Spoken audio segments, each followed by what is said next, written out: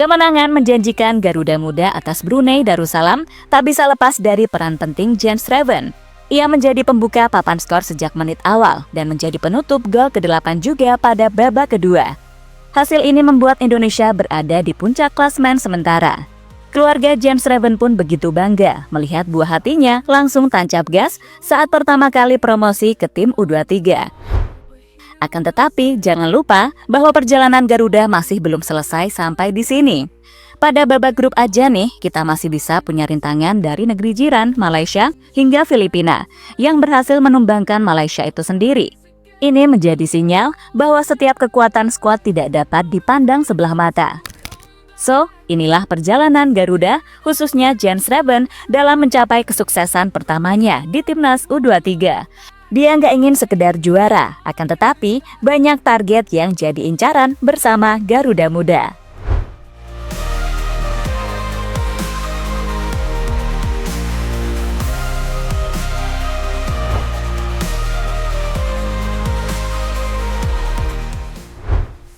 Jens Schreven, penyerang 20 tahun kelahiran Belanda yang kini resmi akan memperkuat Bali United untuk musim baru 2025-2026. Sebelum debutnya di Bali, ia kini juga untuk pertama kalinya membela Timnas Indonesia U23. Schreven merupakan pemain yang cukup dibilang mengalami perkembangan signifikan, terutama sejak bergabung ke Timnas Indonesia U19, lalu U20, hingga sekarang di level U23 pun langsung klub dengan permainan. Ya, sejak awal bergabung, Jens Schreven memang menjadi harapan besar bagi sang pelatih. Gerard Vandenbroek memandang Schreven sebagai talenta yang sangat potensial, walaupun banyak yang kecewa karena gabung ke Liga Indonesia. Namun hal ini bukan penghalang baginya untuk berkembang. Walaupun statusnya bukan pemain abroad lagi, terbukti di Piala AFF U23 ia langsung menunjukkan taringnya. Jens Schreven debut sebagai starter dan mencetak 5 gol hanya dalam babak pertama. Kemudian di babak kedua, ia menambahkan pundi-pundi golnya dan berhasil mengantarkan Garuda Muda meraih kemenangan perdana di Piala AFF U23 2025 atas Brunei.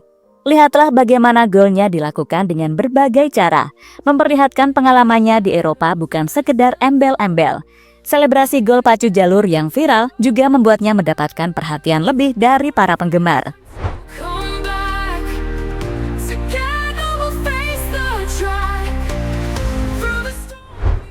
Kini dengan 6 gol, Jens Schreven menjadi top skor sementara dan setidaknya akan ada 2 pertandingan selanjutnya yang akan dimainkan. Menghadapi Filipina dan Malaysia menjadi sebuah tantangan baginya untuk mencetak gol tambahan. Jika performanya terus di atas rata-rata seperti sekarang, maka gelar top skor akan menjadi milik Jens di akhir turnamen. Penghargaan individu seperti ini memang bukan tujuan utama. Jens Schreven sangat ingin membawa Garuda Muda meraih gelar juara. Tapi kalau bisa memborong keduanya sembari gendong-gendong tim, kenapa enggak ya kan? Atas pencapaian ini saja sudah membuat orang-orang terdekat Jens Schreven cukup bahagia. Sang pacar yang diketahui juga merupakan pemain Timnas Indonesia, yakni Estela Lupati, menyaksikan langsung di stadion. Ekspresinya saat melihat pacarnya mencetak gol demi gol sangat menggambarkan bagaimana perasaan bangga dan terharu.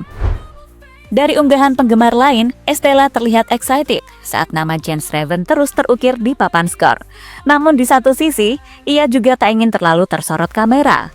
Sementara di unggahan pribadinya, Estela nampak tak malu-malu memperlihatkan kemesraan. Seusai laga, sepasang kekasih tersebut ternyata langsung bertemu dan saling berpelukan hangat. Momen itu dibagikan dalam unggahan Instagram pribadi Estela dan kemudian di-repost oleh Jens Schreven.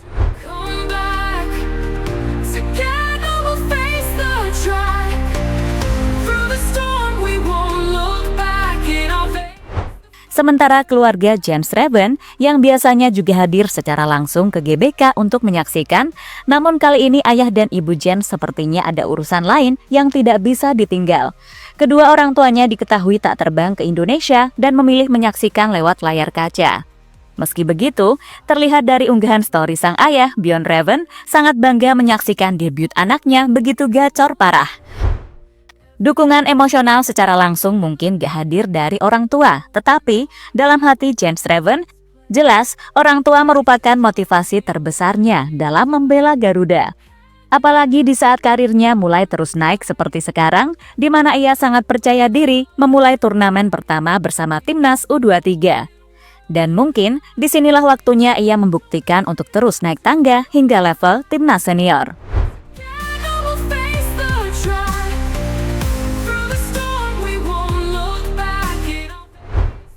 Persaingan grup A masih panjang, rival mulai ancang-ancang. Walaupun menang sebanyak apapun, dalam sistem sepak bola sekarang adalah soal poin. Di mana kita menang 8 gol, poin utamanya tetap 3. Sama dengan Filipina yang menang atas Malaysia mendapatkan 3 poin. Dan Filipina adalah lawan selanjutnya, di mana pada 18 Juli besok kita akan melakoni laga kedua. Termasuk di laga terakhir menghadapi Malaysia, tetap akan menjadi laga penting, sebab hanya juara grup yang dipastikan lolos ke semifinal. Sementara runner-up akan diseleksi lagi dengan runner-up grup lain. Erick Thohir sendiri menekankan kepada Garuda Muda untuk tidak terlena. Ia tahu bahwa skuad asuhan Gerard Van den Broek adalah tim yang belum lama dibentuk. Maka dari itu, fokus akan menjadi kunci utama dalam menjaga kekompakan, sebab masih banyak yang bisa terjadi ke depannya jika hilang fokus begitu saja. Apalagi Filipina juga sadar betul jika bisa menahan kekuatan timnas Indonesia, maka mereka juga bisa berpeluang besar buat lolos ke babak selanjutnya. Karena Filipina akan menghadapi Brunei di laga terakhir, yang artinya bakal habis-habisan di 2 laga awal dan menyimpan energi pada pertandingan terakhir. Oleh karena itu, antisipasi dan tidak meremehkan lawan adalah sebuah pendekatan yang coba diterapkan Ketum PSSI. Besar melawan Brunei 8-0 bukan suatu ukuran untuk kita memuaskan diri. Karena kita bisa lihat Filipina mengalahkan Malaysia 2-0, artinya game berikutnya ini benar-benar harus kita antisipasi. Filipina tidak bisa dianggap sebelah mata. Jadi hal ini saya rasa benar-benar mesti antisipasi untuk game kedua. Malaysia mulai incar pemain kunci timnas Indonesia. Kekalahan di laga pembuka memang menjadi sebuah masalah bagi tim Harimau Malaya. Perjalanan mereka menuju gelar juara seperti yang sudah ditargetkan sedikit meleset. Akan tetapi, Malaysia sepertinya nggak akan tinggal diam. Dalam 2 laga sisa di babak grup, yakni menghadapi Brunei dan Indonesia, Malaysia akan mati-matian mengerahkan seluruh pasukan mudanya. Hal ini jelas dipaparkan olehnya sejak kekalahan memalukan atas Filipina. Sang pelatih Nafuzi Zain berjanji akan meningkatkan performa anak asuhnya, termasuk menyinggung akan menjadikan Indonesia sebagai jalur kunci mereka satu-satunya untuk lolos ke babak playoff. Dari sisi performa dan statistik, kami sebenarnya lebih unggul secara keseluruhan. Tetapi tetap saja, kami gagal mencetak gol dan itu jadi masalah utama kami. Namun dari segi sikap pemain, saya bangga. Mereka tidak menyerah untuk mencoba mencetak gol. Hanya saja keberuntungan belum berpihak pada kami. Untuk laga berikutnya melawan Brunei, kami akan evaluasi dan perbaiki kekurangan, terutama di lini pertahanan. Semua cedera dan kekurangan akan kami perbaiki demi persiapan melawan Brunei. Dan terutama saat menghadapi Indonesia, yang kami tahu akan menjadi lawan yang cukup berat di sini. Kata pelatih Malaysia U23 seusai laga, sumber Bola Sport. Ya, untuk memenangkan pertarungan dengan Garuda Muda, tentu Malaysia butuh mengincar pemain kunci timnas agar tak merepotkan lini pertahanan. Nama-nama seperti Donitri, Raihan Hanan, hingga James Raven bisa menjadi ancaman bagi gawang Harimau Malaya.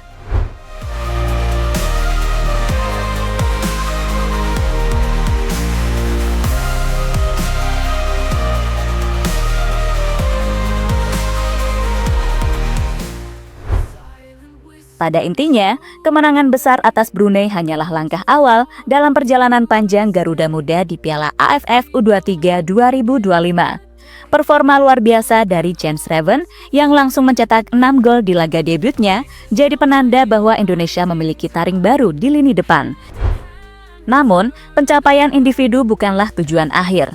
Ujian sebenarnya akan datang saat menghadapi Filipina dan Malaysia, 2 negara yang tidak bisa dipandang sebelah mata dan memiliki ambisi besar untuk mengunci tiket semifinal. Filipina sudah membuktikan kekuatannya dengan menumbangkan Malaysia, sementara Harimau Malaya bertekad bangkit dan siap mengerahkan segalanya demi harapan terakhir mereka. Dan di tengah kerasnya persaingan, semangat dari orang-orang terdekat seperti sang pacar Estella dan keluarga Jens Raven jadi bahan bakar yang terus menyalakan api semangat Garuda. Mereka bukan sekedar penonton, tapi bagian dari perjalanan yang emosional dan penuh makna. Kini, tugas Garuda Muda adalah menjaga fokus, bukan hanya mengejar gelar top skor atau kemenangan gemilang, tapi membuktikan bahwa generasi muda Indonesia benar-benar siap naik kelas. Karena ketika semangat, strategi, dan kebanggaan disatukan, Indonesia bukan cuma jadi juara di atas kertas, tapi juga di hati jutaan pendukungnya. So, semoga Garuda Muda terus terbang tinggi dan jangan pernah berhenti bermimpi.